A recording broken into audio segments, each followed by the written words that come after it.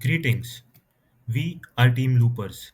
Me, Arjun Gore, our team leader Chinmay Amre, and our fellow colleagues Aditya Kaikar and Shaurya Dalvi are presenting you Sagar Setu, a project for fishermen to guide them and to protect the oceans. The problem statement was to enhance the coastal fishing practices in India through technology-driven solution. The main problems were coastal fishing in India relies on traditional methods with no real-time technological support. Also, the fishermen face risk of crossing maritime boundaries. It is leading to illegal and security issues, inefficiency in fishing predicting movements, and also it causes more fuel use, which causes longer trips and economic loss. There is also difficulty in monitoring seasonal bans and catch volumes. So, how is our app going to help the fishermen? Let's see. So, firstly, smart navigation and boundary alerts.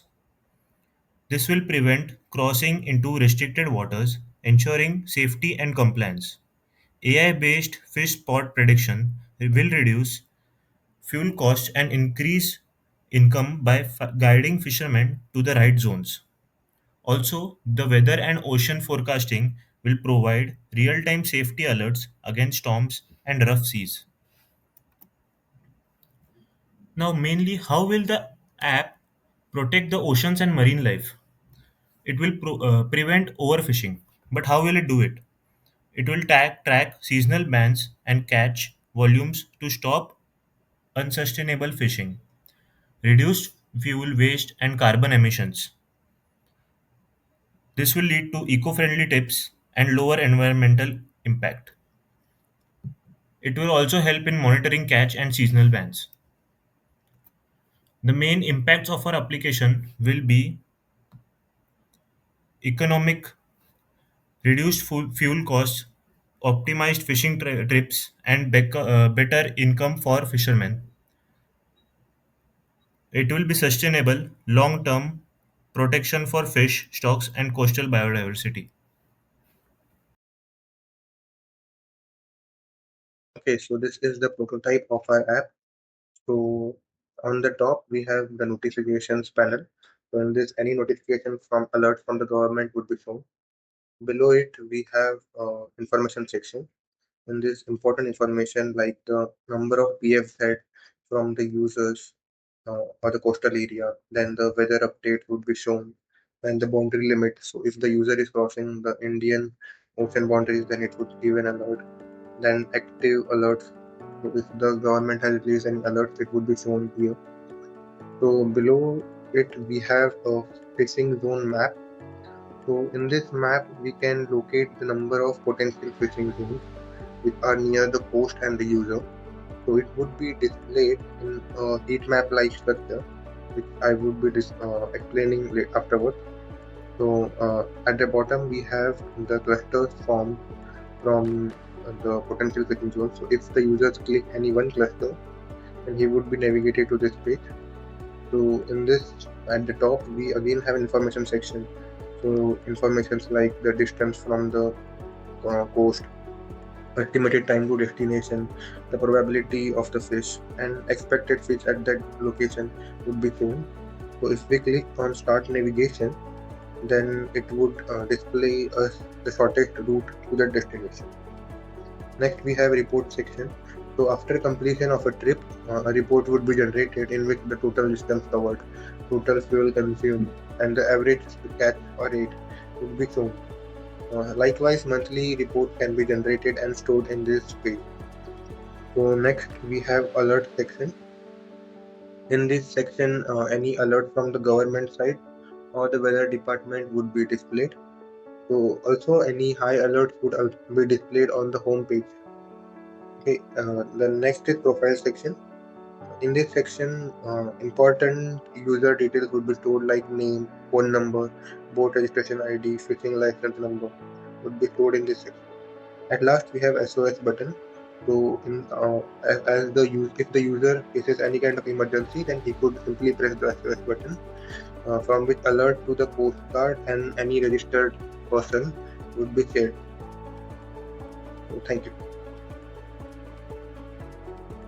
One of our most important feature is locating the potential phishing zone or PFZ. We have learned that the government's INCOIS website already provides daily PFZ advisory.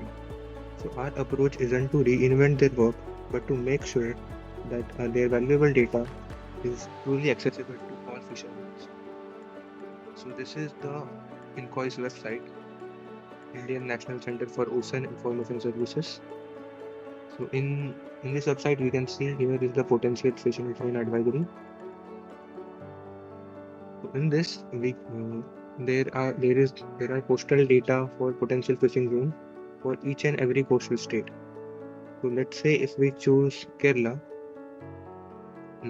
then here we can see they provide us with the coordinates for the potential phishing zones, latitude and longitude. And these are the coastal fishing areas. There are details like distance from the coast and depth. Here we can download the data in Excel sheet, and later we can convert this data to CSV files. So we can use this data to generate such kind of heat maps. So this is for Kerala. So this is the heat map for Kerala. So here we can see that these are the clusters which are created from the points. The fisherman can locate that which cluster is close to him and can find the potential fishing zone there. Uh, this is for Karnataka. And then we can combine multiple states to create such potential fishing zones for overall India. And this will be our approach for finding the potential fishing zones. A prototype to enhance coastal fishing practices in India using a layered tech stack which includes the front-end, back-end, data, storage and deployment. We used React Native for cross-platform mobile app mapping tools like Mapbox and Leaflet help visualize fishing zones while Tailwind CSS and Material UI to keep the design clean and user-friendly. Our backend runs on Node.js with Express for APIs and server logic, Python with Pandas and OpenPython Excel, which processes the Excel data and also sets up for the future machine learning. We rely on INCOIS PFZ bulletins, which is also the Excel files, as the main data source and integrate open weather map for real-time weather and cyclone alerts.